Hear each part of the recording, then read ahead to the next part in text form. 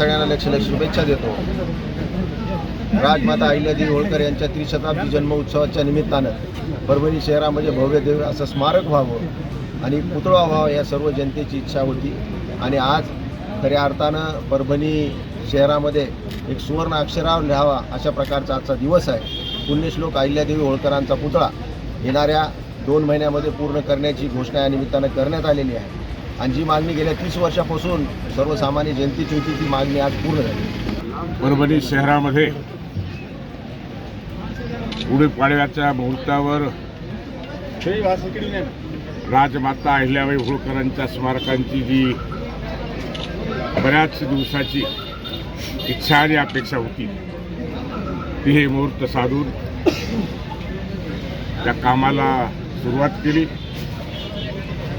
आणि हे काम 15 मेपर्यंत पूर्ण होईल या संदर्भामध्ये आपले आमदार राहुल पाटील साहेब आणि आम्ही निश्चितपणे काळजीनं पूर्ण करण्याचं काम होईल ही भावना या ठिकाणी आम्ही व्यक्त करतो.